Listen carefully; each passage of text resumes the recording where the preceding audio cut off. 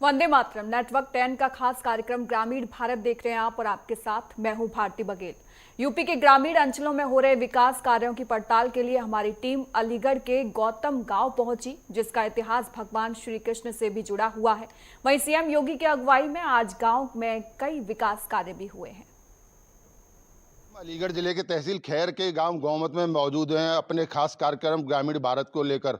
यहां पर हम जानेंगे कि ग्रामीण क्षेत्र में किस तरीके का अब तक विकास कार्य हुए हैं और यहाँ की जनता क्या कहती है। यहाँ पर जनता से जानेंगे कि किस तरीके से जनता ने अपने गांव के विकास के लिए क्या क्या योगदान दिए हैं और गांव की क्या खासियतें हैं।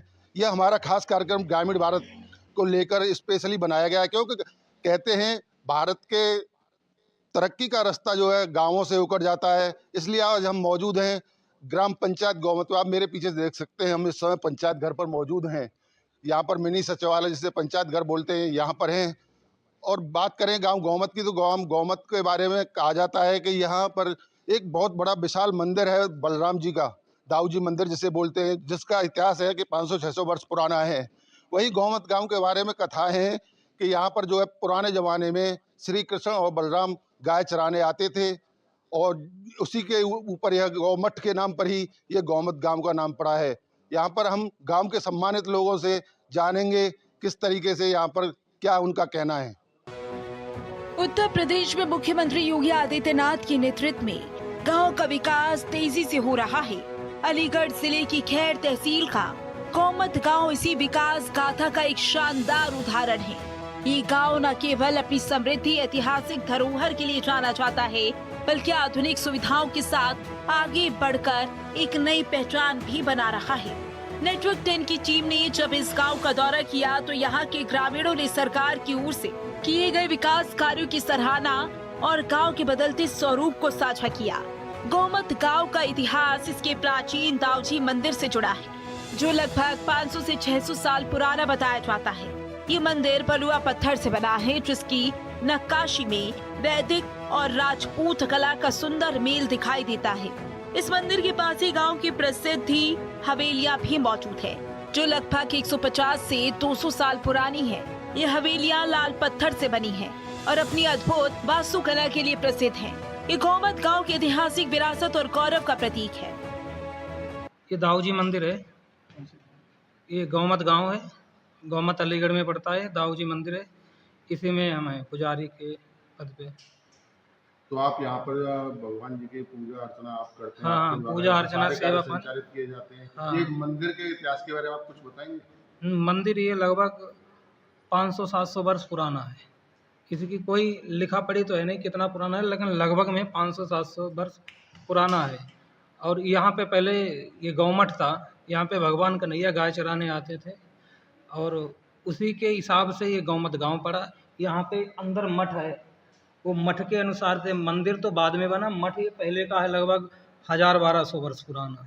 मंदिर के बने लगभग 500-700 वर्ष हुए हैं, तो उन्हीं के हिसाब से दाऊ जी की यहाँ स्थापना हुई है। तो यहाँ पर आप आने के बाद विकास भी हुआ होगा? हाँ, क्या कहेंगे? हमारे आने के बाद भी विकास हुआ। गांव का पूरा सहयोग है, सरकार का भी इसमें सहयोग रहता है। और इसमें बलदेव छठ पे मेला भी भव्य लगता है 3 दिन के लिए, जो आने वाली है 29 अगस्त को है देव छठ। तो 3 दिन का उसमें मेला रहेगा, सरकार का पूर्ण सहयोग रहता है इस पे। प्राचीन दाऊजी मंदिर ग्रामीणों की अटूट आस्था का केंद्र है। यहाँ दूर दूर से श्रद्धालु दर्शन के लिए आते हैं। हर साल देव छठ के अवसर पर यहाँ 3 दिन का विशाल मेला लगता है, जिसमें ग्रामीणों और प्रशासन दोनों का सहयोग रहता है। इतिहास ये है भैया कि पहले जो है बड़े बड़े पंडित ये कहा करते थे कि ब्रज 84 कोस में बस्ता गौमत गांव, गाय चराने आते थे कृष्ण और बलराम। तो यहाँ एक देवालय है जहाँ उनकी गाय रुका करती। बड़ा वन था, यहाँ चारों ओर पेड़ थे, बड़ी के पीपल के बहुत बड़े बड़े वृक्ष थे। तो अब चकबंदी के बाद में ये चकबंदी हुई, उसमें वो रास्ता जो है ख़त्म हो गए, तो वो परिक्रमा ब्रज 84 कोस की ख़त्म हो गई। और गऊ चराने जाते थे तो गऊ मठ, बहुत से कहते हैं कि यहाँ ठाकुरों की जिम्मेदारी थी, तो गुमान सिंह थे उनके नाम पे गौमत पड़ा धीरे धीरे। लेकिन सत्य बात यह है कि गऊ मठ, गऊ चराने आते थे, जहाँ एक मठ था जिसे जो है गैला शाह मीतल ने 1200 के आसपास उसको बनवाया मठ को। हमारे पिताजी यहाँ प्रधान रहे। पहली बार जीआरवाई आई, हमारे पिताजी ने ही गांव में जो खरंजा वगैरह लगवाई, गांव का विकास किया जी। आज भी आप क्या योगदान कर रहे हैं? आज सब मंदिर वगैरह में ये जो कुछ भी होते हैं फंक्शन वगैरह, उसमें हम सहयोग करते हैं। सभी गांव वाले ही करते हैं, हम भी करते हैं। पुराने गांव को लेकर और आज के गांव को लेकर आप क्या पहले कहते हैं? से काफी विकास किया है सरकार ने। आज गांव में क्या क्या विकास हो रहे हैं, जैसे कि सौंदर्यीकरण पोखरों का, जानी स्कूल वगैरह, और आपके गांव में पानी के पीने की ये टंकी है, इसमें वैसे काम चल रहा है, आपके गांव में लगातार करा रही है। कंटिन्यू करा रही है सब। आप नई पीढ़ी को क्या संदेश देना चाहेंगे? नई पीढ़ी हमारी शिक्षित हो, हम तो यही कहेंगे, जानी बुरे कामों में न फंसे। योगी सरकार के प्रयासों से गौमत गांव में कई बुनियादी सुविधाएं उपलब्ध हैं, जिससे लोगों का जीवन काफी बेहतर हुआ है। गांव की ज्यादातर सड़कें अब पक्की हो चुकी हैं, जिससे आवागमन आसान हो गया है। ग्रामीणों के अनुसार पिछले कुछ वर्षों में सड़क, नाली और पानी की टंकियां लगवाने जैसे कई विकास कार्य हुए हैं।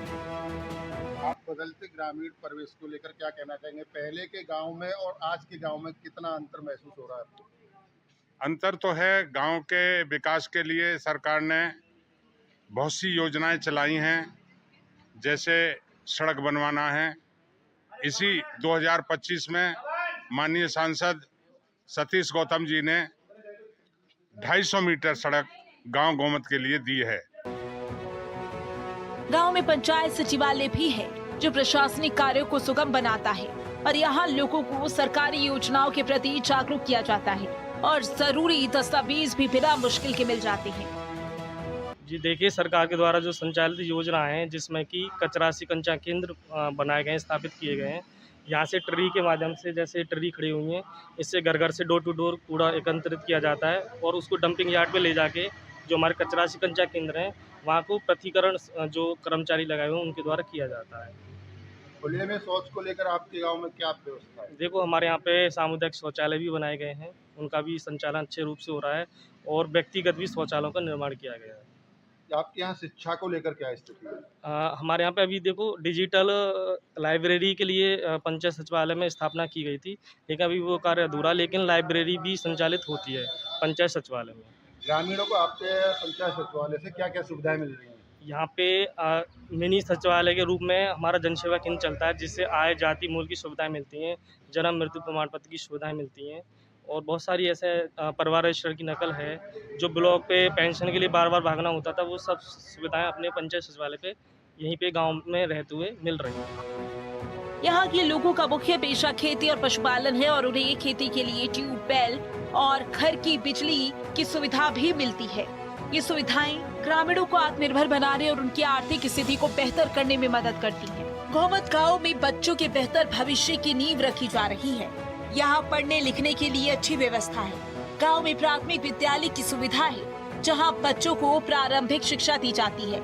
ये विद्यालय गांव के बच्चों को गुणवत्तापूर्ण शिक्षा प्राप्त करने का अवसर दे रहा है। ग्रामीणों का मानना है कि गांव में स्कूलों की उपलब्धता से शिक्षा का स्तर काफी सुधरा है और अब बच्चों को पढ़ाई के लिए दूर नहीं जाना पड़ा। नई पीढ़ी को लेकर आप क्या संदेश देना चाहेंगे? नई पीढ़ी को किस तरीके से आगे बढ़ने के लिए क्या करना चाहिए? नई पीढ़ी के लिए तो ये है कि भाई अपनी एजुकेशन डेवलप करें, फिजिकली स्टैंडर्ड अप करें, जिससे कि रोजगार के लिए उन्हें काम मिल सके। और हमारे इतने वो हैं, रोजगार के इतने अच्छे चांस हैं। 16 BSF की बटालियन खड़ी हो रही हैं, जिसके लिए युवाओं की ज़रूरत है हमें। अग्निवीर में भी लोग जा रहे हैं, 4 साल कर रहे हैं, उसके बाद 16 लाख रुपए मिलते हैं और विकास अपना कर सकते हैं और भी नौकरियाँ। पहले के गांव में और आज के गांव में बहुत अंतर है? बहुत फर्क है भाई। पहले कुछ भी नहीं था, बिजली ना सड़क थी, अब पूरा मामला सही है। तो सरकार विकास करा रही है और हमारा गांव मशहूर गांव है। और नई पीढ़ी के लिए क्या कहना चाहेंगे? नई पीढ़ी के लिए कहना चाहें कि अपने पढ़े लिखे और अपने पढ़ाई के तरफ ध्यान दें और पढ़ाई का ज़्यादा इस्तेमाल हो रहा है, क्योंकि सरकार स्कूल और वो सब बनवा रही है और सहायता दे रही है, सब गरीबों भी दे रही है। और बाकी मतलब अच्छा विकास होना चाहिए। नई पीढ़ी से मेरी रिक्वेस्ट है कि वो पढ़े और आगे बढ़े। गांव में हुए विकास कार्यों के बावजूद ग्रामीणों ने कुछ चुनौतियों की ओर भी ध्यान दिलाया। उनका कहना है कि गांव में अभी भी कुछ विकास कार्य होने बाकी हैं।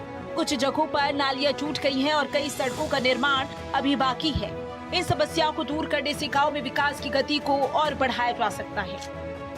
हमारे कार्यकाल में ये फिल्टर चैम्बर हैं, सीसी है, पंचायत घर बना हुआ है, सचिवालय, और ये नाली भी बनवाई हैं, अमृत सरोवर बनवाए हैं, और भी काम कराए हैं, डंपे घाट बनवाए हैं, और भी काम आगे और कराएंगे। गांव अच्छा है, तरक्की है, सरकार की योजनाएं आती हैं, काम हो रहे हैं। ये नहीं है कि काम नहीं हो रहे हैं काम, लेकिन उतनी स्पीड से नहीं हो रहे हैं जितना होना चाहिए। गौमत गांव की कहानी विकास और विरासत के बीच एक सुंदर संतुलन दर्शाती है। ये गांव अपनी सदियों पुरानी संस्कृति और इतिहास को संजोए हुए है, साथ ही आधुनिकता की राह पर भी तेजी से आगे बढ़ रहा है। योगी सरकार की नीतियों से गांव में जो बदलाव आए वो सराहनीय है और ग्रामीणों के जीवन में एक नई उम्मीद जगा रहे हैं। अगर गांव की बाकी बची हुई चुनौतियों को भी दूर कर दिया जाए तो गौमत निश्चित रूप से एक आदर्श गांव का मॉडल बन जाएगा, जो पूरे जिले के लिए एक प्रेरणा होगा।